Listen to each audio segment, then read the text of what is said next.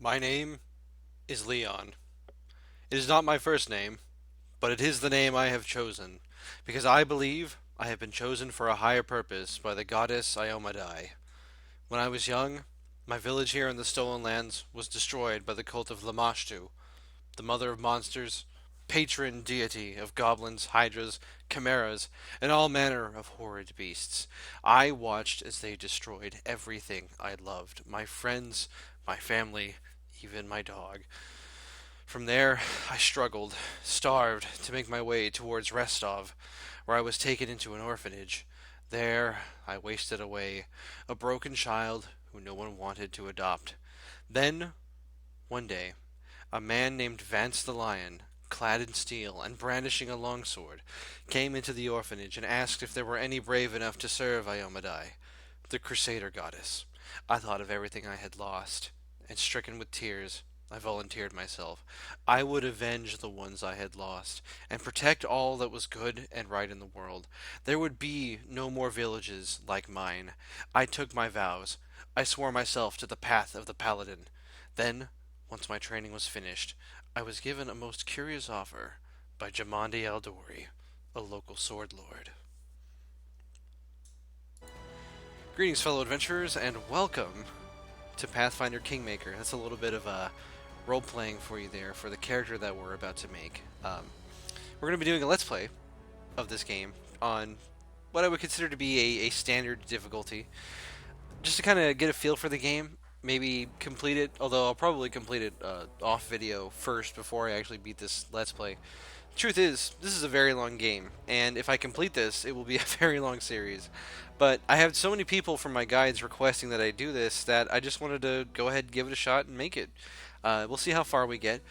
Sometimes I lose interest in games and I don't feel like finishing a playthrough, and after a certain point, most people stop watching anyway. So, anyway, I'm planning on having about half-hour episodes, roughly, for the rest of the series. So, without further ado, this is going to be a mix of a mechanically sound and role playing campaign.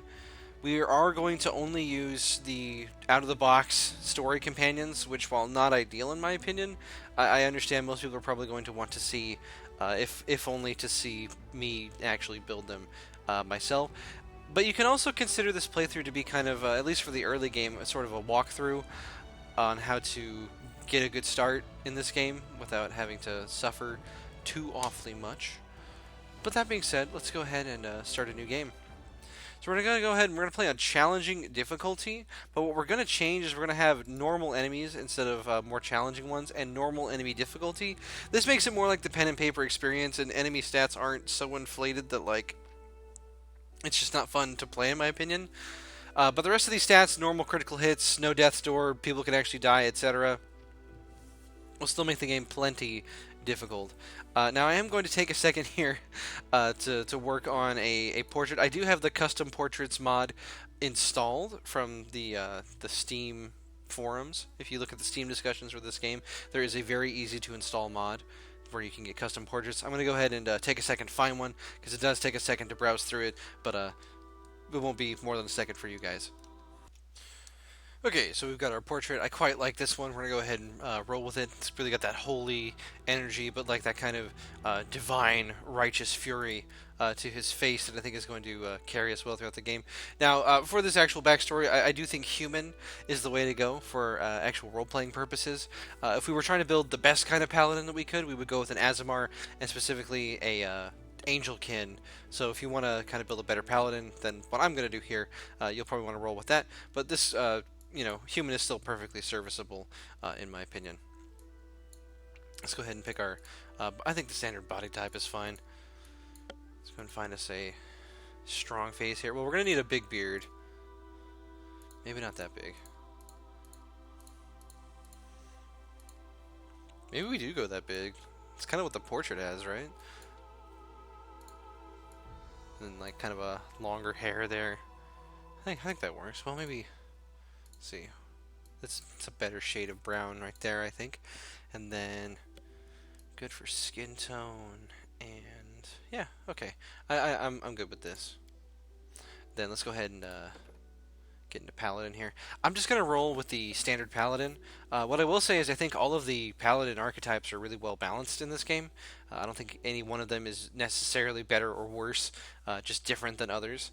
Now, because he is a Paladin of Ioma dye, I really want to have this like blue and white theme going on. Kind of this Holy Crusader, although we could argue for the primary color like a yellow would be kind of, I kind of like that actually. The thing is, I think we pick our deity. If we pick our deity and we decide that, well, we're going to pick Iomadai because that's who we're worshiping in our backstory.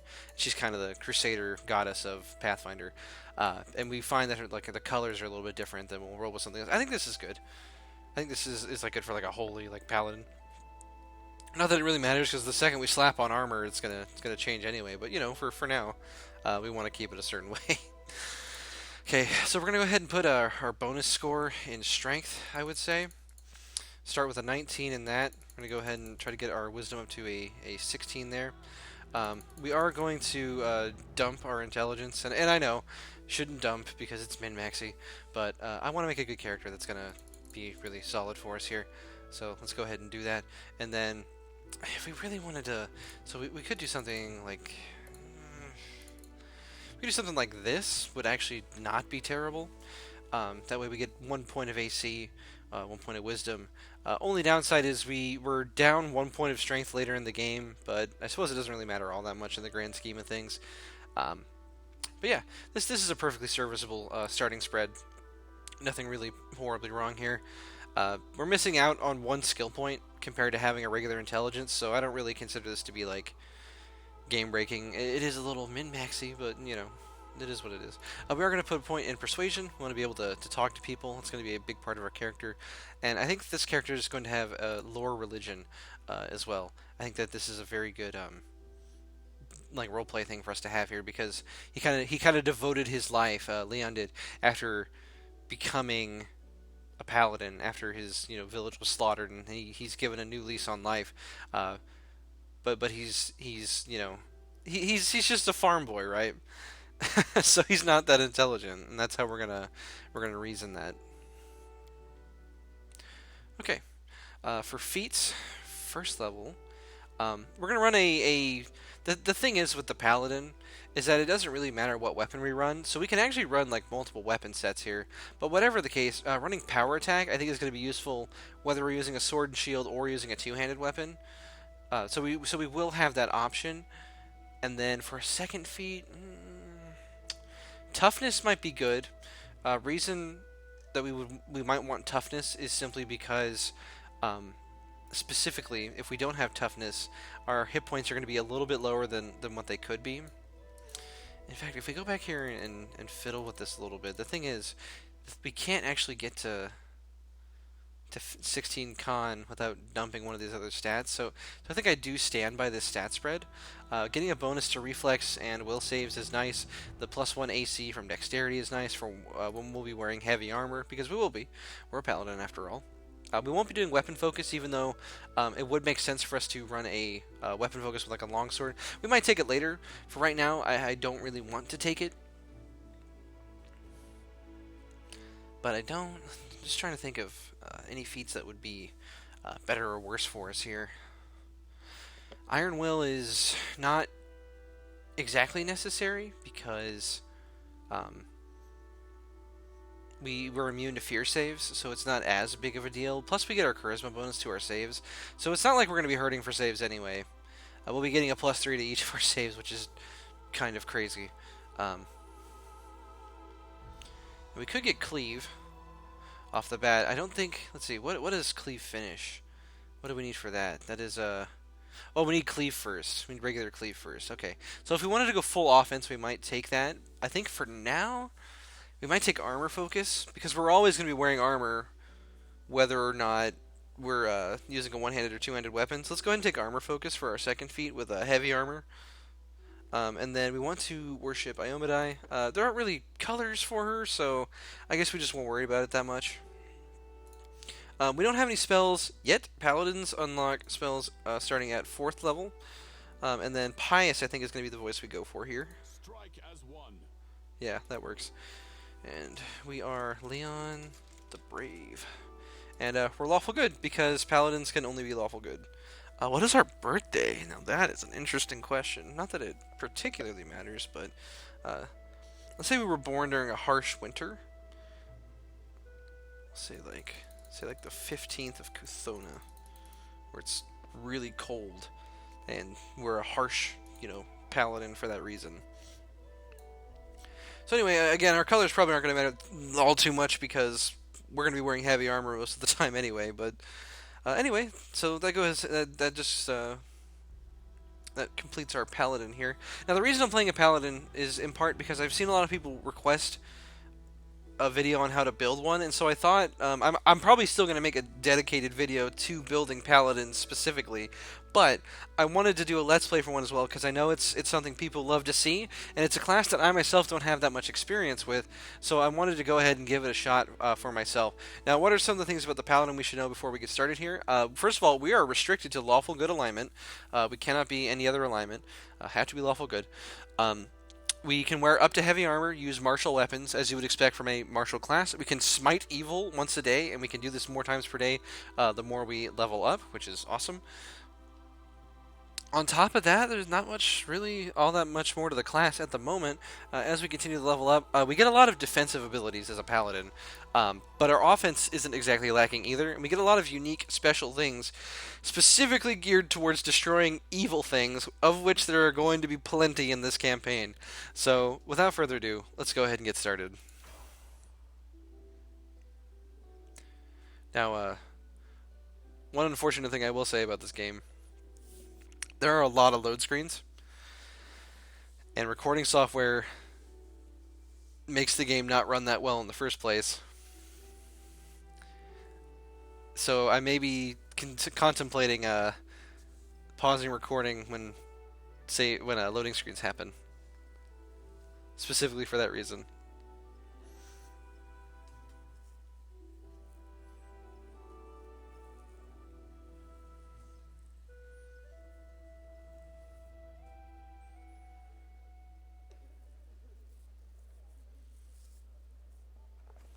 Our story started at the mansion of an Aldori sword lord. Drawn by the promise of a most dangerous task and a commensurately huge reward, heroes of all stripes gathered here. Now, if you guys find the audio in this episode to be a little low, I think it's a little, like, the dialogue's a little bit low for actually listening to. Let me know and I'll try to adjust the levels for the next one. That way we can get it rolling on the right foot here.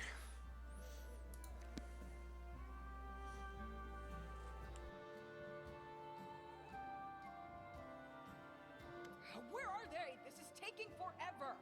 It didn't even say what this was for, just that the Aldori were looking for heroes. Who are the Aldori anyway, rich folk? If you can't be patient, no one's keeping you here. Just go back to your mountains or whatever hole you crawled out of. The Aldori Sword Lords run the premier school for the dueling arts. They're also the richest and most influential group in this part of Brevor. Take that tone with them, and they'll teach you some manners pretty quickly. All right, you purple toad, just shut your trap. And if you can't, I'll help you. Hush! Quiet! They're coming.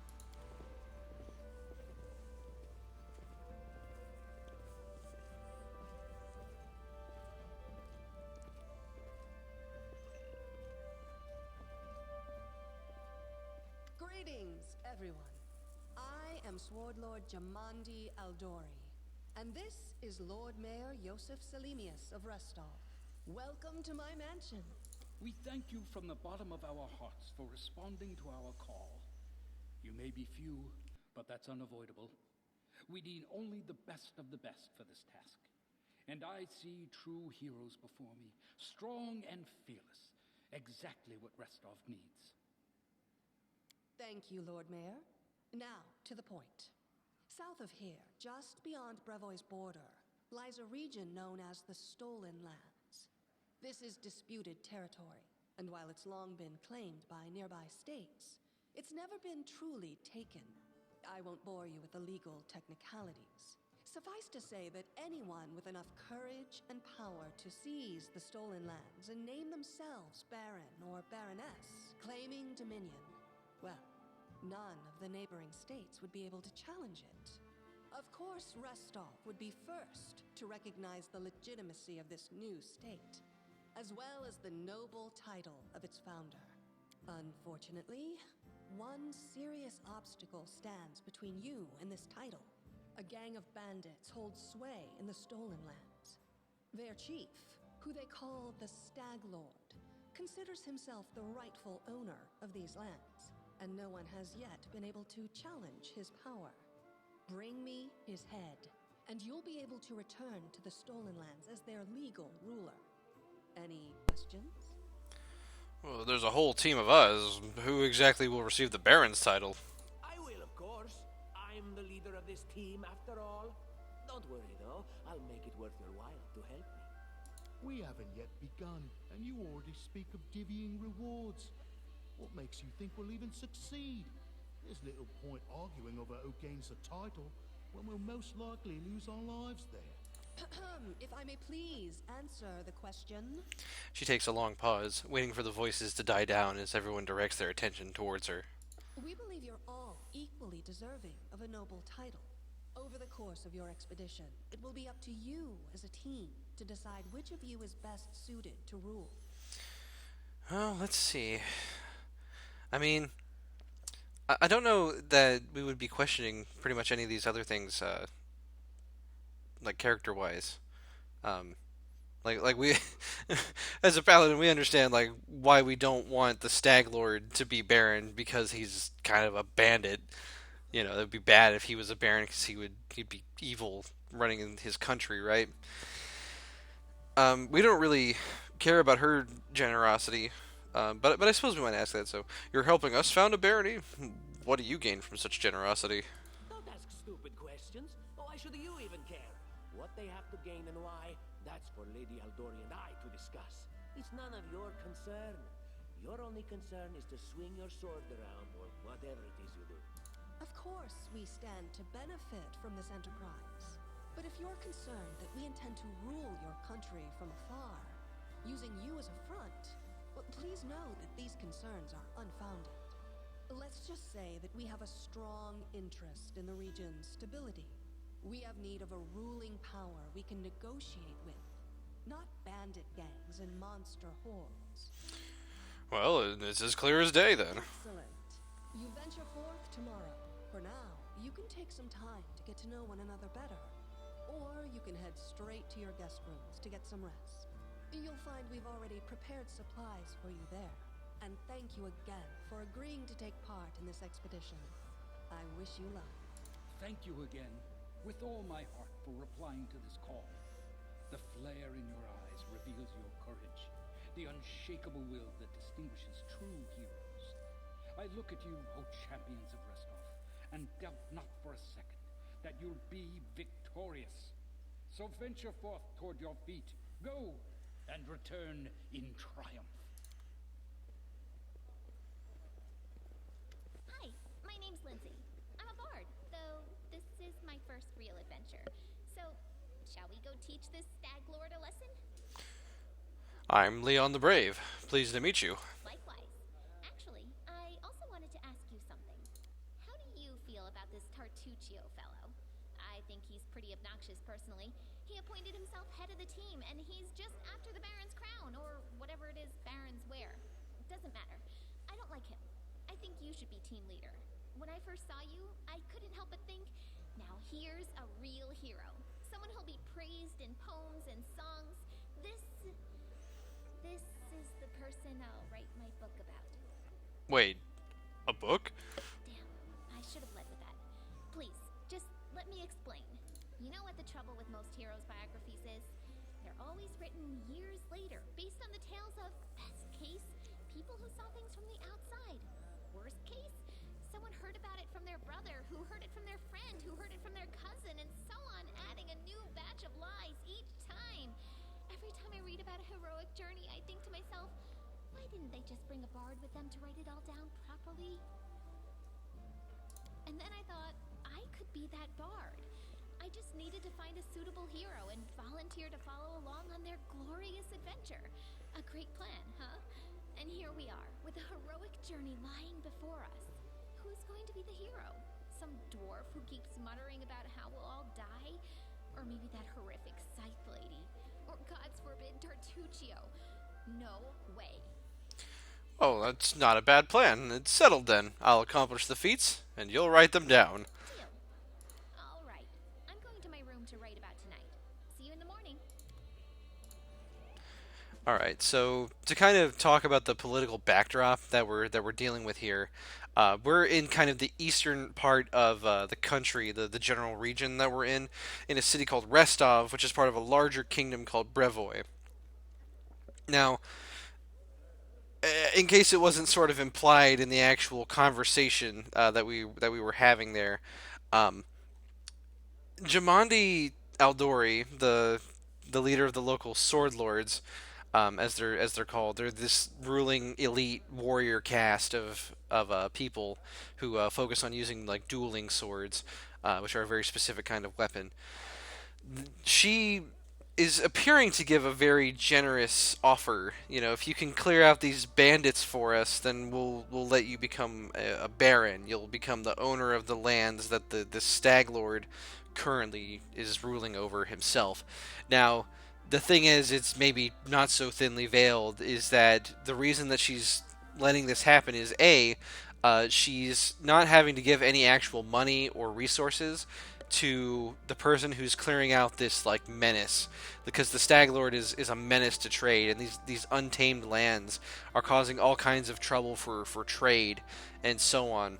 So in giving us the opportunity, right, to claim this barony, it's very clear that um, Jamani Aldori benefits greatly from the Stag Lord being eliminated, especially because if he became powerful enough, he could potentially attack Restov, and that would be very, very costly. Now, that being said, it's clear that it's not just about getting that for free. It's also that because she's making this offer, whoever becomes the new Baron is going to perhaps feel indebted to her for giving them this opportunity, and so she not only gains this land, but also um, she gains a new ally potentially. To provide manpower, personnel, equipment, and such in times of war, and to boost the economy, of course, because this will become its own new nation state in and of itself. Now let's go ahead and talk to everybody and see if anyone has anything interesting to say. All right, these two don't really have much to say apart from their text. How about you? Hello. I don't think anyone here actually has any real conversation to be had, unfortunately. Well, that's okay. Well, hey, tell you what, since we've gone through all that, let's go ahead and turn off the tutorial real quick. First of all, I'm going to go ahead and save the game real quick. I'll go ahead and make a hard save to come back to in the event that things go sour, etc. But let's go ahead and head through here and get our adventure started.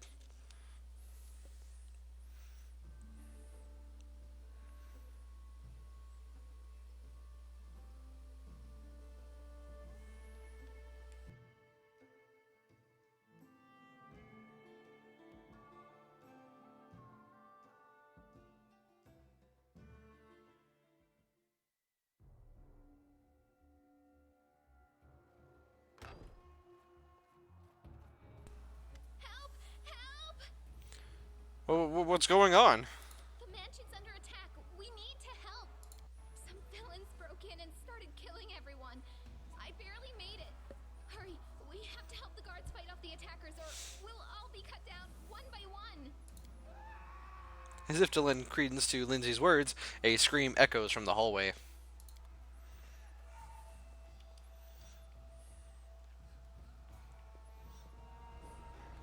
You're not going anywhere! Stand with me. Well, we'll see about that. Let's dispatch this villain. Alright, so he misses. What's his, Now, the thing is, since this is kind of a walkthrough, playthrough here, standard stats, this guy has a -3 to hit here, so he's probably not going to be hitting us anytime soon, but we can probably take him out right here. Yeah, we'll go ahead and hit him for 13. It's actually on the lower end of our damage rolls, funnily enough, but let's see, any goodies on him? Chain shirt might be useful, so let's go ahead and take that. We'll take his dagger as well. Now, if you notice, this is a quick thing. If you ever notice the game moving really slowly like this, if you tap V, just tap V, it'll pause the game, then unpause. The game should move at full speed again. I don't know why that works. Just kind of a quirk of this game, I guess. The assassins are already here. Follow me quickly. All right, Lindsay. They've got someone. We have to help. Look, they're running. Get them. And what shall I do with this one? We'll finish him later. He won't get away. Alright, so we're going to go ahead and use a charge action here if we can. Are we just not in range? Why can't we charge? Okay, there we go. So the reason we want to charge, our initiative check was low, so we aren't going to be going particularly quickly here. But the reason we want to charge is because we get a +2 on our attack bonus when we do. So I don't think we actually got to charge because he was too close, but we attacked him. His AC was only 7, so we're going to butcher this guy probably as well. You're just in time. A bit longer and I'd have been... Whew, I don't even want to think about it. Can you imagine what a terrible loss this would have been? But it's all right now. I'm safe, sound, and unscathed, ready to lead you to victory. Lady Jamandi's holding the line in the banquet hall. You know, the one where she had us gathered before. We need to make our way to her. And along the way, we'll try to save some of these dummies who are supposed to accompany us to the stolen land. Speaking of dummies, take this ring. Quiet now, so that little fool doesn't hear us. She might try to steal it herself. It's magical. It'll protect you. You'll need it while you work to defend me. What troubles you? Now, a gift seems fine and all, but I don't believe this Tartuccio fellow is particularly trustworthy. So I think we'll hold on to his little gift, but I don't think that we're going to use it. Now, let's go ahead and explore the level here. See what's out and about. Looks like someone was murdered in their sleep. Oh no. Well, that's unfortunate. Let's see, looks like there's a regular longbow, some gold. Go ahead and take all that. See if there's anything interesting over here as well. Let's see. Well, first of all, we're going to change our party formation a little bit here, because we don't want Lindsay in the front, because she's using a crossbow. Obviously, that's not ideal. Let's go ahead and see what's in here. So we've got a little bit of gold. The Curse of Ancient Yobaria by Hastiv Yum. That's interesting. And an old map of Aveston, which appears to just be some junk loot. So, that's alright.